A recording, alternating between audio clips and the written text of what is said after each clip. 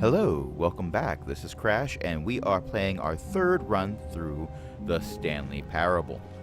Wait, Stanley thought to himself.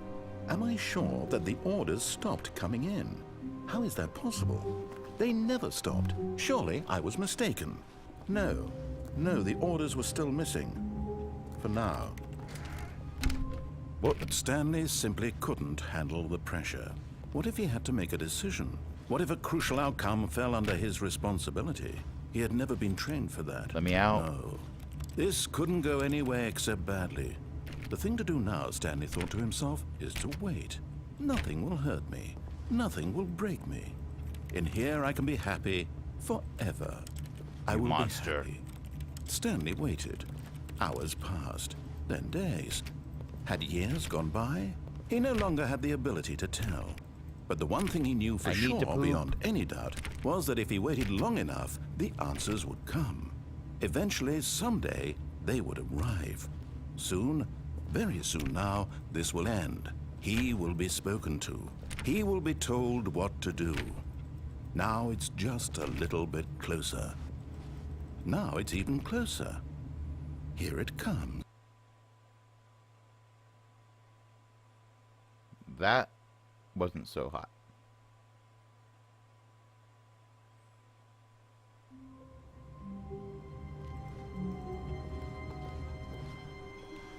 All of his co-workers were gone.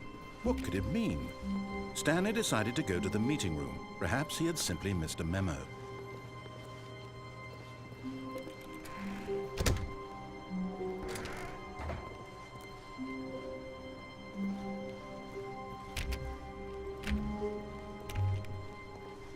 When Stanley came to a set of 2 open doors, he entered the door on his left. Yeah, I already played the right door, left door thing. We're gonna do a different game Yet now. there was not a single person here either.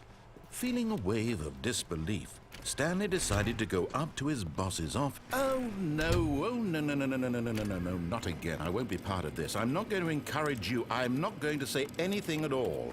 I'm just going to be patient and wait for you to finish whatever it is you enjoy doing so much in this room. Please take your time. It's a lovely broom.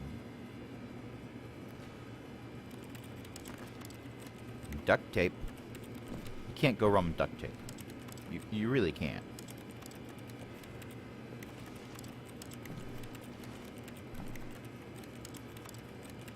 Okay. Okay, I think I'm done in here.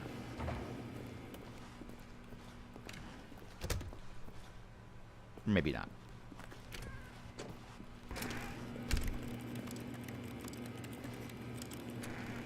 Okay, now I'm done. Coming to a staircase, Stanley walked upstairs to his boss's office. Ooh, creepy.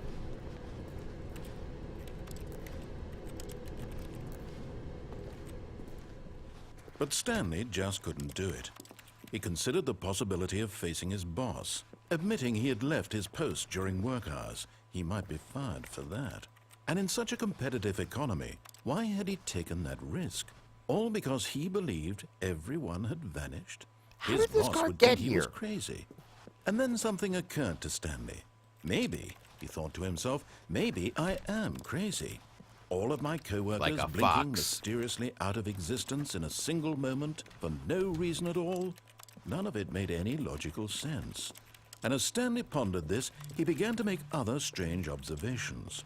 For example, why couldn't he see his feet when he looked down? Why did doors close automatically behind him wherever he went?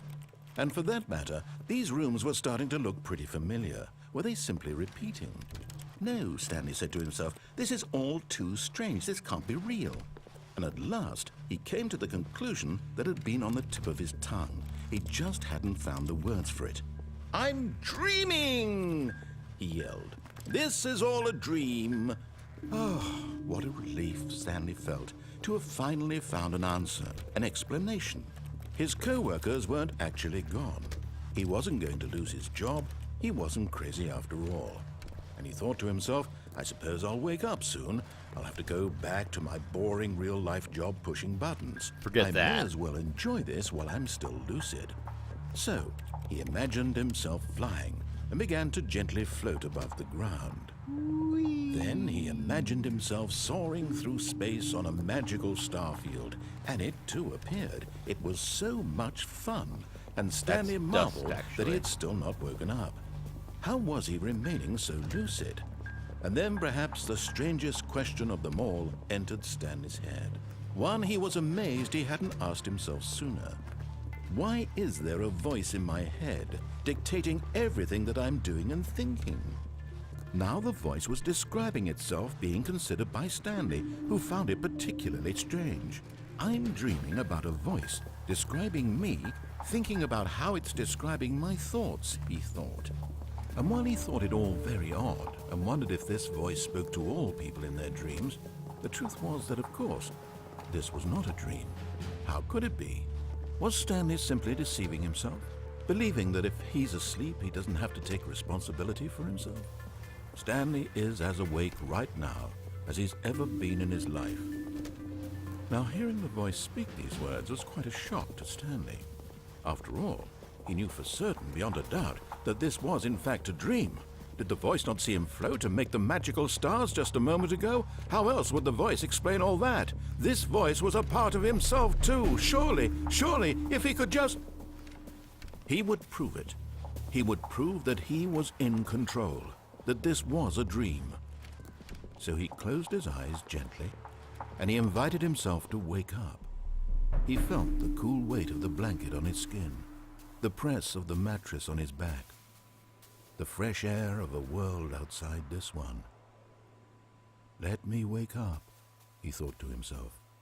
I'm through with this dream. I wish it to be over. Let me go back to my job. Let me continue pushing the buttons. Please, it's all Heck I no. want. I don't wanna want do my that. apartment, I and my quit. wife, and my job. All I want is my life exactly the way it's always been. My life is normal. I am normal. Everything will be fine. I am okay.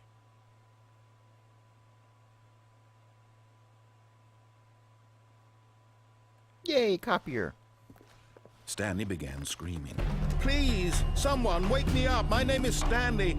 I have a boss. I have an office. I am real. Please, just someone tell me I am real. I must be real. I must be. Can anyone hear my voice? Who am I? Who am I? And everything went black.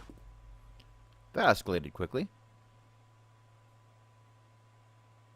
This is the story of a woman named Mariella. Mariella woke up on a day like any other.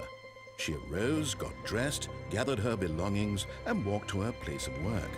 But on this particular day, her walk was interrupted by the body of a man who had stumbled through town talking and screaming to himself, and then collapsed dead on the sidewalk. And although she would soon turn to go call for an ambulance, for just a few brief moments, she considered the strange man. He was obviously crazy. This much she knew. Everyone knows what crazy people look like. And in that moment, she thought to herself how lucky she was to be normal. I am sane. I am in control of my mind. I know what is real and what isn't. It was comforting to think this, and in a certain way, seeing this man made her feel better. But then she remembered the meeting she had scheduled for that day, the very important people whose impressions of her would affect her career, and by extension, the rest of her life. She had no time for this, so it was only a moment that she stood there, staring down at the body. And then she turned and ran.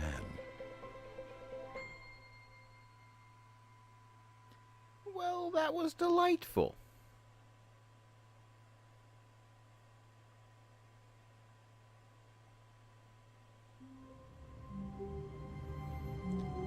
Okay. Well, that was my third run-through the Stanley Parable. I kind of want to do more of these, but I think I'm going to take a break for them until I see how they do on my YouTube channel. So If a bunch of people like them or they get a bunch of views, then I will probably record more of them. But if not, then hey, the game was fun and it was cheap and it was worth playing. So until next time, this has been Crash, and I've been playing the Stanley Parable. And until next time, have fun storming the castle. Bye.